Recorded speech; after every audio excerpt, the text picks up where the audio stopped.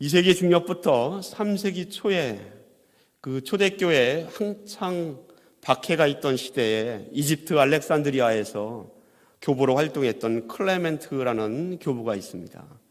이 클레멘트가 사도 베드로에 관한 여러 이야기들을 남겼는데 그 중에 아주 중요한 기록 하나가 바로 베드로 사도가 로마에서 순교했다라는 기록입니다.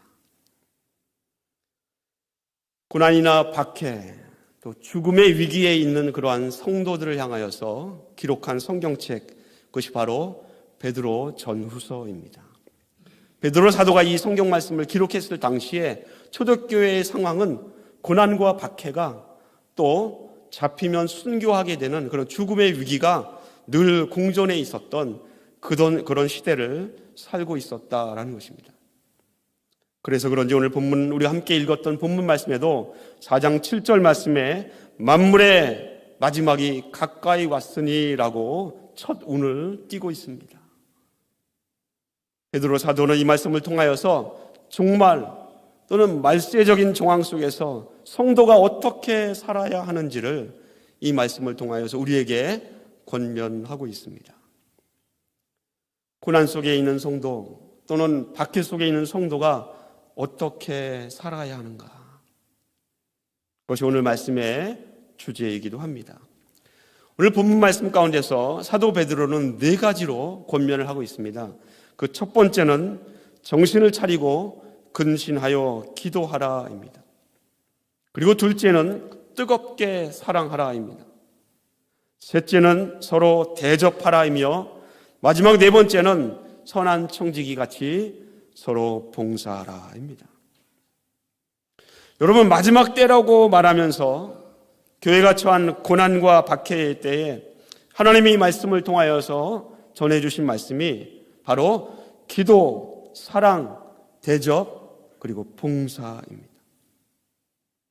오늘 본문 말씀을 읽고 제가 설명드린 것처럼 이 말씀이 고난과 박해를 당한 교회의 가장 어려운 때에 주신 말씀이다라고 생각해 본다면 이상한 점이 있습니다.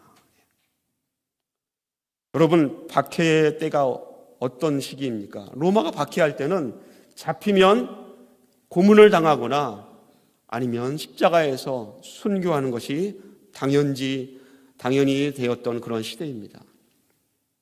고난의 시대에 권면을 한다면 피하십시오. 도망가야 합니다. 다른 데로 피해야 됩니다. 우리의 신앙을 지키기 위해서 다른 데로 이주해야 됩니다. 그렇게 권면해야 되지 않습니까?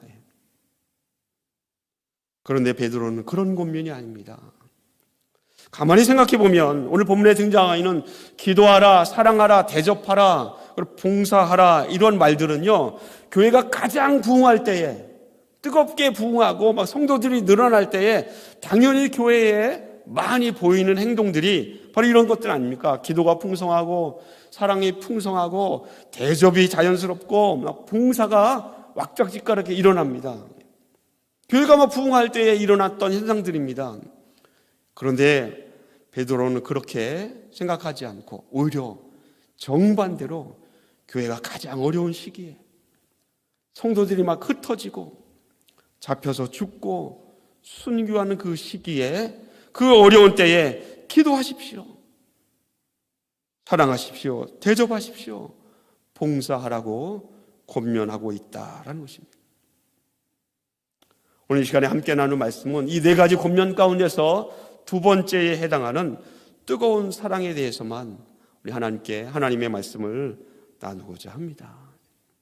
여러분, 어떻게 해야 뜨거운 사랑을 할 수 있을까요?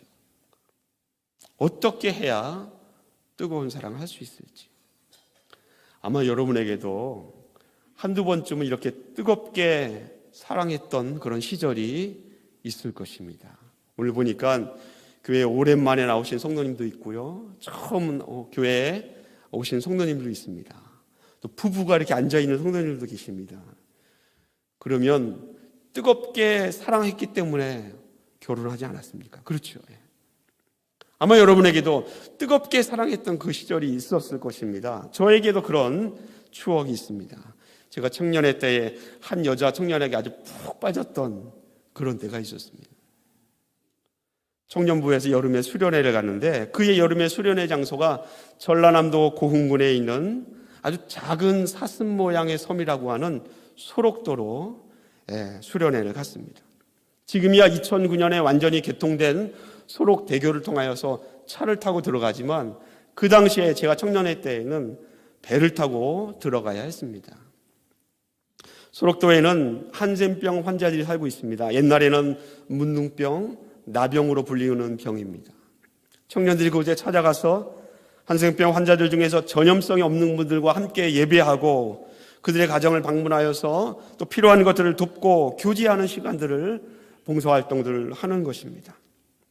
근데 제가 그 한 여자 청년에게 푹 빠졌던 사건은 새벽 예배 때에 일어났습니다. 전도사였기 때문에 그래도 체면이 있지 남들보다 더 오래 기도해야 되지 않습니까? 새벽 예배 때 개인 기도 시간에 예배가 끝나고 개인 기도를 하는데 그래서 어떻게 해서든지 오랫동안 다른 청년보다 더 늦게까지 기도하려고 애를 썼습니다.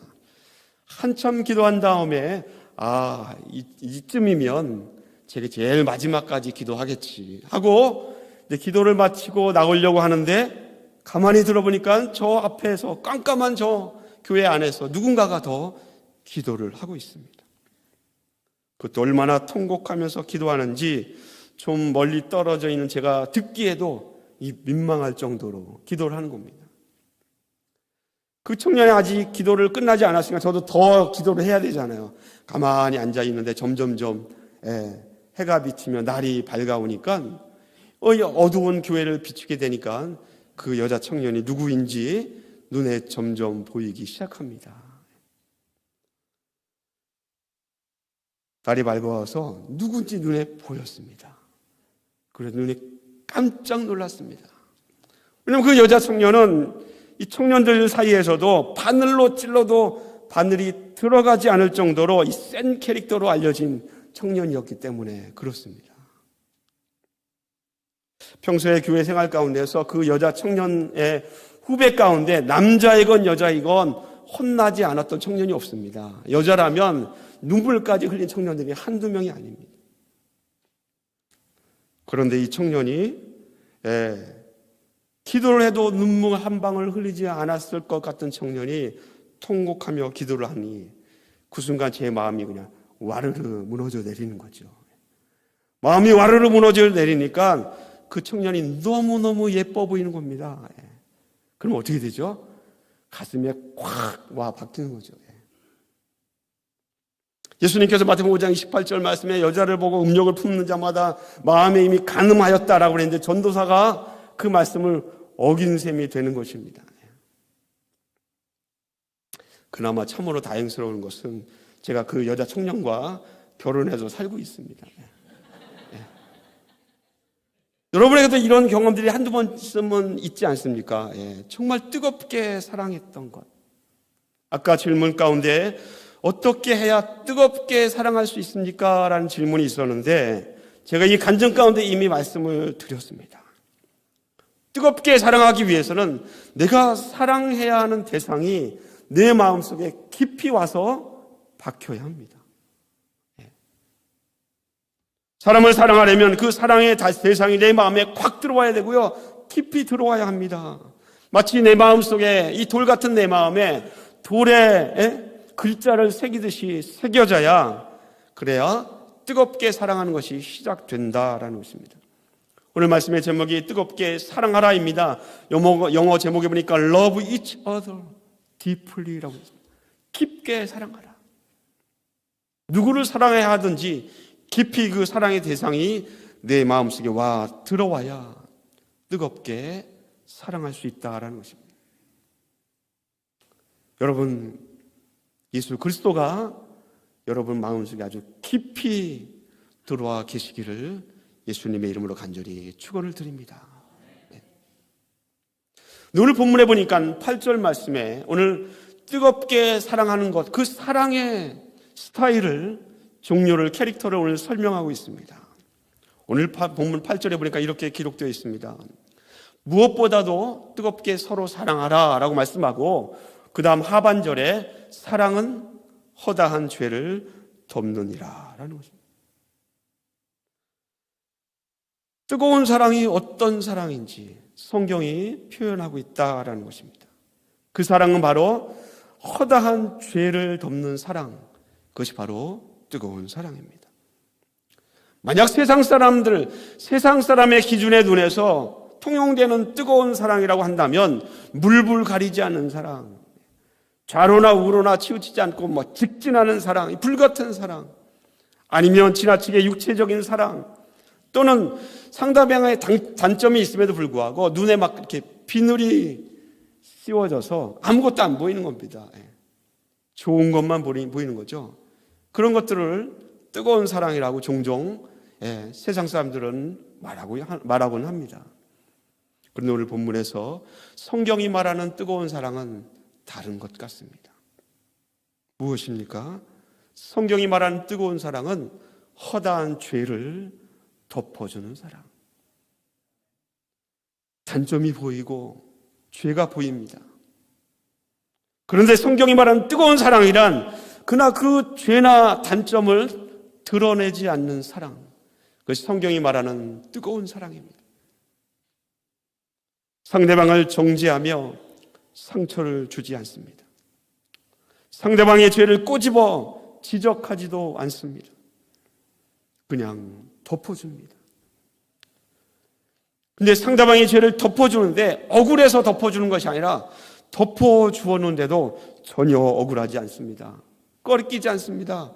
불편함이 없습니다. 그것이 오늘 본문 8절에 말하고 있는 성경이 말하는 뜨거운 사랑, 허다한 죄를 덮어주는 사랑입니다. 제가 이렇게 말씀했을 때 아멘 딱 한 번에 하셨습니다. 딱 한 번. 왜냐하면요, 이 죄를 덮어주는 사랑이 이게 결코 쉽지 않습니다. 과연 내가 인간인데 인간의 성격으로, 인간의 성품으로 상대방의 단점도 보이고 죄도 보이는데 어떻게 이성적으로 이런 뜨거운 사랑을 할 수 있겠습니까? 이건 불가능합니다라는 생각이 우리 마음속에 들거든요. 1979년도에 노벨 평화상을 받으면서 이 평화상 수상자가 그 시상대에서 남긴 말이 있습니다. 이런 말을 남겼습니다.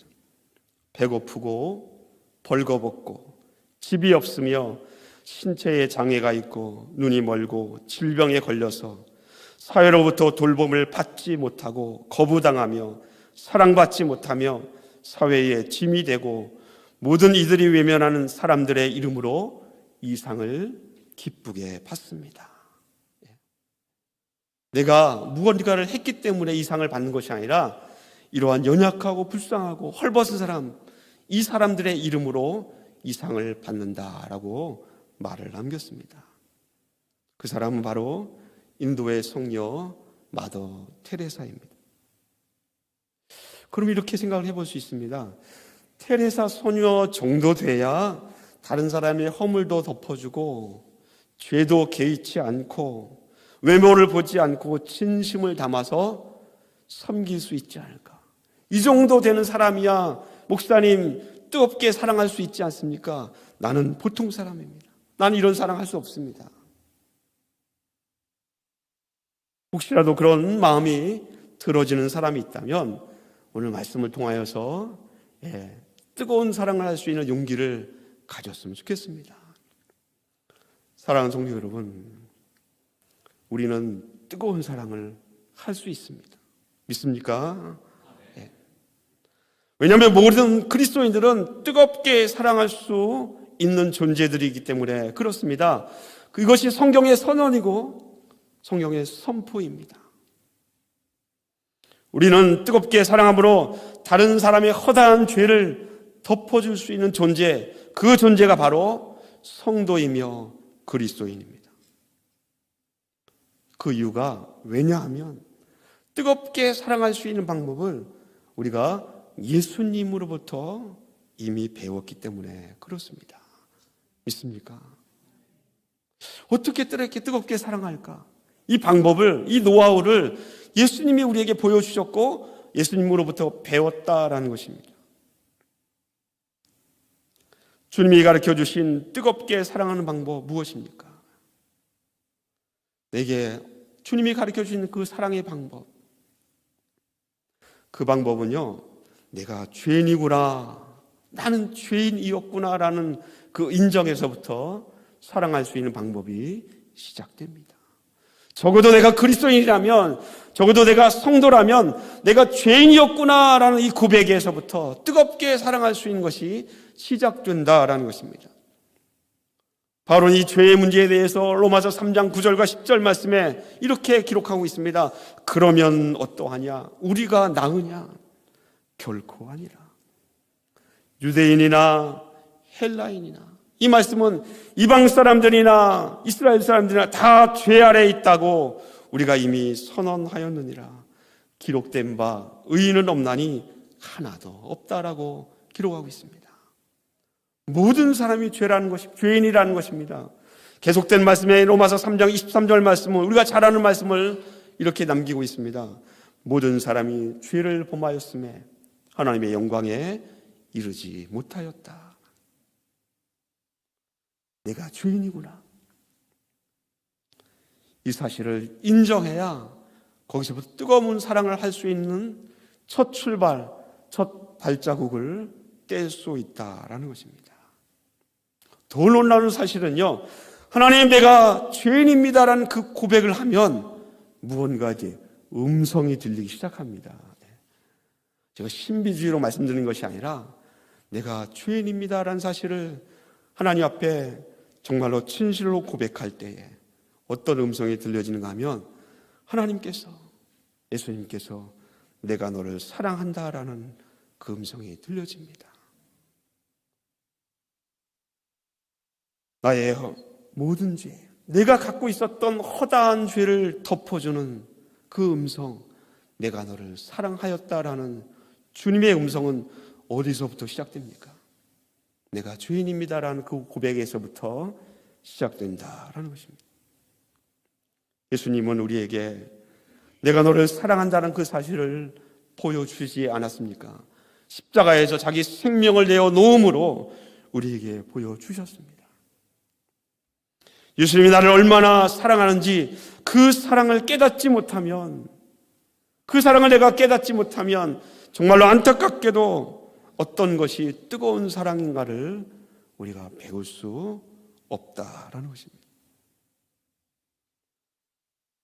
사랑하는 성도 여러분, 여러분도 예수님 때문에 눈물이 흘렸던 그런 경험들이 있을 것입니다. 다른 사람 때문이 아니라 예수님이 나를 위해서 죽으시고 그 사랑 때문에 너무나 벅차고 또 감격하고 감당할 수 없는 그 은혜 때문에 가만히 있어도 주님만 생각하면 눈물이 주르르 흘렀던 그런 경험들이 혹시 여러분에게 있지 않습니까? 사람이 사람을 보고 우는 사람을 보아도 가슴이 먹먹해지고 나도 울고 싶은 것이 사람의 마음인데, 하나님께서 눈물을 흘리는 성도를 바라보시면 하나님도 그 성도의 눈물을 마음에 담게 됩니다.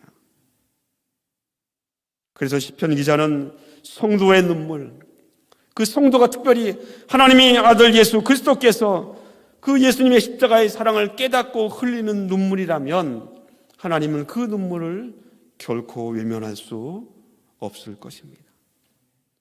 예수님 때문에 마음이 무너지고 예수님 때문에 죄를 고백하고 회개하고 감사하고 통곡하는 성도의 눈물, 하나님이 반드시 받으신다라는 것입니다.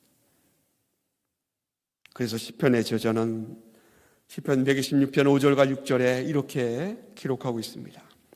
눈물을 흘리며 씨를 뿌리는 자는 기쁨으로 거두리로다. 울며 씨를 뿌리러 나가는 자는 반드시 기쁨으로 돌아오리로다.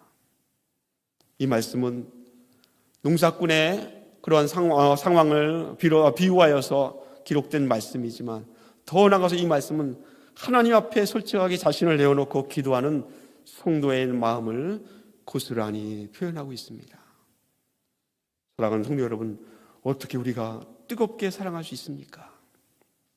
예수 그리스도께서 우리에게 보여주신 그 십자가의 사랑과 은혜를 통하여 내가 죄인됨을 인정하십시오. 그 죄를 깨닫는 자에게 뜨겁게 사랑하는 길이 보이게 될 것임을 여러분 믿으시길 예수님의 이름으로 간절히 축원을 드립니다. 계속해서 여러분 뜨겁게 사랑하십시오라고 말씀하고 있는데, 반대로 만약 사랑하지 않는다면 그것은 무엇입니까? 사랑하지 않는다면, 뜨겁게 사랑하라라고 말했는데 사랑하지 않는다면 어떻게 됩니까? 결론부터 말씀드리면 사랑하지 않는 것은 죄입니다. 부부가 하나님께서 서로 사랑하라고 부부로 묶어주셨는데 사랑하지 않는다면 그것이 죄가 된다라는 것입니다. 하나님께서 우리에게 자녀를 서로 사랑하라고 가족으로 묶어주셨는데 가족이 사랑하지 않으면 죄가 된다라는 것입니다. 상대방이 나를 사랑하지 않는 것은 그건 전혀 문제가 될 게 아닙니다. 왜 그렇습니까? 뜨겁게 사랑한다라는 것은 허다한 죄를 덮어주는 것이잖아요. 상대방이 나를 사랑하고 사랑하지 않건 그건 문제가 되지 않습니다. 문제는 내가 그 사람을 사랑하는가, 그게 더 중요합니다. 사랑하지 않는다면 그것은 죄입니다. 한 율법 교사가 예수님께 찾아와서 물어봅니다. 선생님, 내가 무엇을 해야 영생을 얻습니까? 라고 묻습니다. 그랬더니 예수님께서 대답하시기를, 너는 하나님의 말씀 율법에 어떻게 해야 한다고 가르치고 있는지 아느냐? 라고 묻죠. 그랬더니 그 율법 교사가 아주 자신 있게 대답합니다. 그 대답이 누가복음 10장 27절에 이렇게 기록하고 있습니다.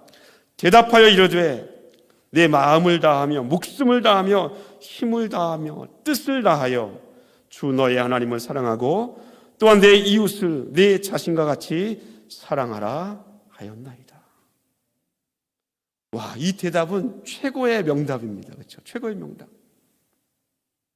이 대답을 들은 예수님께서 아주 의미심장한 비유로 말씀하십니다. 그 비유가 바로 유명한 선한 사마리아인의 비유입니다. 강도 만난 사람이 강도를 만나서 자기 소유를 다 빼앗기고 죽을 만큼 매를 맞고는 죽게 되어서 피를 철철 흘리면서 길가에 버려져 있습니다. 그런데 그 옆을 제사장이 지나가는 거예요. 제사장이 보고는, 성경에 표현해 보면 보고는 피하여 지나갔더라. 그냥 보고는 지나갔습니다. 그 다음에는 레위인이 또 지나가면서 보고 피하여 지나갑니다. 오늘날로 바꿔 생각하면 성직자들이 보고 지나갔다라는 것입니다. 교회에서 가장 열심히 일한다고 하는 일꾼들이 그것을 보고는 피하여 지나갔다라는 것입니다. 그런데 그 당시에는 결코 구원받을 수 없다고 생각했던 민족, 개나 돼지만도 못하여서 하나님의 깊은 사랑을 결코 깨달을 수 없다라고 여겨졌던 사마리아 사람이 지나가다가 그 사람을 보고는 불쌍히 여깁니다. 그런 상처를 싸매주고 치료해주고 돌봐줍니다. 그리고 나서 예수님께서 남기신 말씀이 무엇입니까? 이 율법 교사에게 누가 강도 만난 자의 이웃이 되겠느냐? 이 질문입니다. 누가 강도 만난 자의 이웃인가? 제사장이냐, 레위인이냐, 사마리아 사람이냐? 이 질문은요, 이런 말과 똑같습니다. 누가 진짜 뜨겁게 사랑을 실천하는 사람이 되겠느냐? 너가 정말로 영생을 얻을 수 있는 길, 하나님을 사랑하고 이웃을 사랑해야 된다고 대답하였는데 너도 이같이 할 수 있느냐라고 주님이 물으신 것입니다.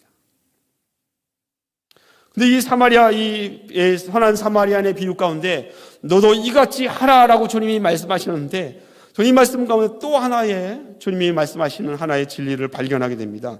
그것은 만약에 사랑하지 않는다면 그것이 죄다라는 것입니다. 선한 이웃이 아니라면 그 반대는 악한 이웃입니다. 악한 이웃이 된다는 것은 죄입니다. 본문에 등장하는 제사장과 레위인의 그 악한 점은요, 나쁜 짓을 한 것이 아닙니다. 그냥 아무것도 하지 않은 것입니다. 그렇게 본다면 아무것도 하지 않은 것도 죄다라는 것입니다. 우리 주변에 강도 만난 이웃과 같은 사람들이 얼마나 많습니까? 정말 헤아릴 수 없이 많습니다. 그런데 우리의 일상생활은 그냥 아무것도 하지 않고 지나갈 때가 태반입니다. 종종 전도할 때 예수님을 믿으십시오 라고 말하면서 반드시 얘기하는 것이 죄에 대해서 얘기합니다. 우리는 모두 다 죄인입니다 얘기하면 그 전도의 대상자가 이렇게 얘기하죠. 나는 법 없이도 살 수 있는 사람입니다. 그런 사람이 있습니다. 그런데 선한 사마리아인의 비유를 통해서 얘기해 본다면 아무것도 하지 않는 사람, 우리 주변에 죽어가는 사람, 불쌍한 사람, 연약한 자들이 얼마나 많은데 그들을 위하여서 아무것도 하지 않는 사람도 이 비유에 의하면 죄인이다라는 것입니다. 알면서도 지나치는 우리의 삶, 그러면 죄인이라는 이 낙인을 피할 수 없다라는 것입니다. 그렇기 때문에 성도는 날마다 하나님 앞에 나와서 겸손해질 수밖에 없고요. 날마다 주님 앞에 나올 때마다 하나님, 나는 죄인입니다라는 이 사실을, 내가 죄인됨을 인정하면서 하나님 앞에 기도하지 않을 수 없다라는 것입니다. 사랑하는 성도 여러분, 나의 죄인됨을 고백하여 하나님 앞에 나아갈 수 있는 우리 중앙가족들, 우리 모두가 되기를 예수님의 이름으로 간절히 축원을 드립니다. 우리 한 가지 신앙의 딜레마가 있습니다. 이 뜨거운 사랑이라 해서 첫 발을 이렇게 탁 디뎠는데, 이 문제는 이 사랑이라는 것이 어느 순간엔 막 불같이 뜨겁다가 어느 순간에는 점점 시들시들해지지 않습니까? 어느 시기가 지나면 점점 시들해지고 그 뜨거웠던 그 경험들이 과거의 추억으로만 남는 안타까운 일들이 벌어집니다. 이거 신앙의 딜레마입니다. 뜨거운 사랑을 어떻게 유지할 수 있을까라는 것입니다. 여러분, 어떻게 하나님 내게 주신 그 뜨거운 사랑, 이웃을 향한 뜨거운 사랑들을 내가 유지할 수 있는가? 이 숙제가 우리에게 있다라는 것입니다. 현재의 사랑이 과거의 추억으로 전락되는 것을 막기 위해서 하나님이 한 가지 방법을 취하셨습니다. 그 방법이 무엇인가 하면 바로 비전입니다. 하나님께서 사랑이 식지 않도록 해주시는 그 방법이 비전을 주는 거고 꿈을 주는 것입니다. 왜냐하면 비전이란 미래를 보는 것이고 현재의 어려움 가운데서 소망을 갖고 미래를 바라볼 수 있게 만드는 것이 바로 비전이요 꿈 아닙니까? 그렇다면 현재가 아무리 어렵다 할지라도, 아무리 고난과 박해가 있다 할지라도 꿈과 비전을 가지면 현재의 고난과 어려움을 견딜 수 있다는 것입니다. 오늘 베드로전서 4장에서 베드로는 4가지를 제시하였습니다. 기도하십시오. 정신을 차리고 근신하여 기도하십시오. 뜨겁게 사랑하십시오. 서로 대접하십시오. 선한 청지기 같이 봉사하십시오. 이 4가지는 권면이면서 동시에 하나님의 부르심의 사랑, 그 부르심의 소망을 쫓을 수 있는 툴, 방법이기도 합니다. 하나님이 우리에게 꿈을 보여주고 비전을 제시하고 소망을 제시하는데 그 하나님의 비전을 내가 탁 잡아서 캐치하여서 내가 그 비전을 따라 살아갈 수 있는 방법, 그것이 바로 기도하는 거요, 사랑하는 거, 대접하는 거요, 봉사하는 것입니다. 하나님의 뜻을 따라가는 것, 부르심의 소망을 쫓아가는 것, 그리스도인들은 이것을 비전, 꿈이라고 말합니다. 그런데 문제는 꿈을 꿀 수 없는 환경 속에서 꿈을 가지라라는 것입니다. 이게 문제 아닙니까? 나의 현실적인 상황을 보면 고난이 있고 박해가 있습니다. 내 현실 속에 보면 이 고린도전서의 성도, 베드로전서의 성도들이 취한 것처럼, 취해 있는 현실처럼 고난이나 박해가 있습니다. 하나님, 이런 환경 속에서 어떻게 우리가 꿈을 꿀 수 있겠습니까? 그런데 하나님께서 그 상황 속에서 꿈을 주시고 비전을 주십니다. 한 예를 들면 그랬던 사람 가운데에 구약 시대에 꿈과 소망, 비전을 꿈꿀 수 없었던 시대에 하나님께서 선지자들에게 비전을 주시고 꿈을 주십니다. 그 선지자 가운데 한 사람이 에스겔이라는 선지자입니다. 에스겔 선지자가 살았던 시대는 강대국 바벨론이 이스라엘 전역 국토를 휩쓸고 지나갔던 시대입니다. 우리나라가 몽고의 말밥 아래 삼천리 방방곡곡이 짓밟혔던 그런 시대가 있었던 것처럼 바벨론이라는 나라가 BC 605년에 전국을 휩쓸고 지나가면서 유명한 다니엘과 이스라엘의 많은 지도자들을 포로로 끌고 갑니다. 이제 좀 전쟁의 그러한 참담함이 끝나는가 싶었더니 8년 뒤인 BC 597년도에 제2차로 또다시 침략해 옵니다. 전국 방방곡곡에서 여인들의 눈물이 마를 날이 없었던 시대입니다.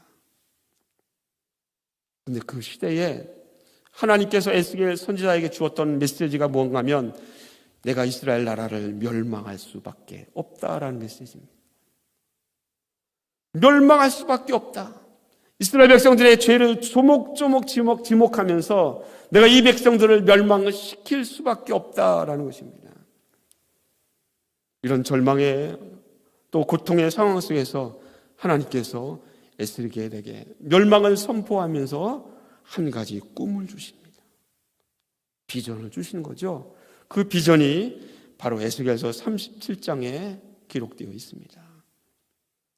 에스겔서 37장 1절로 4절에 보면 이렇게 긴 말씀이지만 우리 함께 생각해 보기를 원합니다.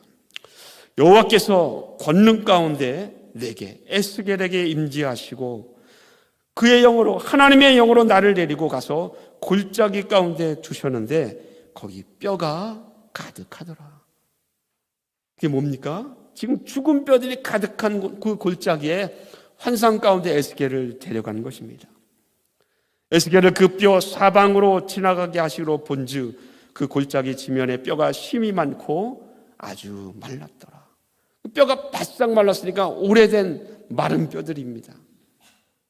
3절에 그가 내게 이르시되 인자야 에스겔아 이 뼈들이 능히 살 수 있겠느냐라고 하나님이 묻습니다. 그러자 에스겔이 대답하되 주 여호와여 주께서 아시나이다. 마지막 4절 말씀에 또 내게 이르시되 너는 이 모든 뼈에게 대언하여 이르기를 하나님이 에스겔에게 말씀하십니다. 이 뼈들에게 명령하라라는 것입니다. 너희 마른 뼈들아 여호와의 말씀을 들을지어다. 죽은 뼈들이 가득한 이 에스겔의 이 마른 뼈들이 가득한 골짜기에서 희망이란 찾아볼 수 없는 죽음의 골짜기입니다. 이 골짜기에서 하나님이 묻습니다. 에스겔아, 이 뼈들이 살아날 수 있겠느냐? 그리고는 에스겔에게 이렇게 말하라고 얘기하죠.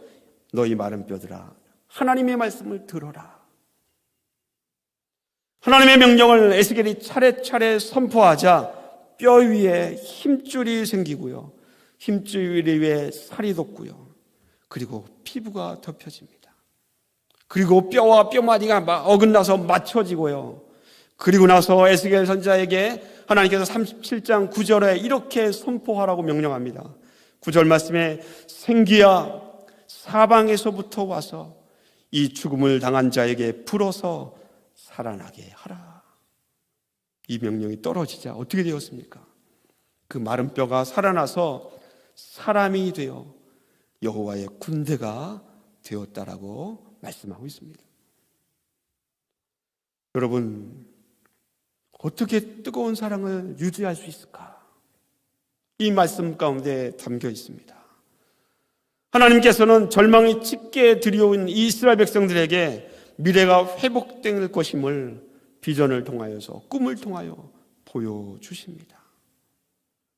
그러므로 뜨거운 사랑을 유지하기 위해서는 하나님이 내게 보여주신 꿈, 하나님의 비전을 붙들어야 한다라는 것입니다.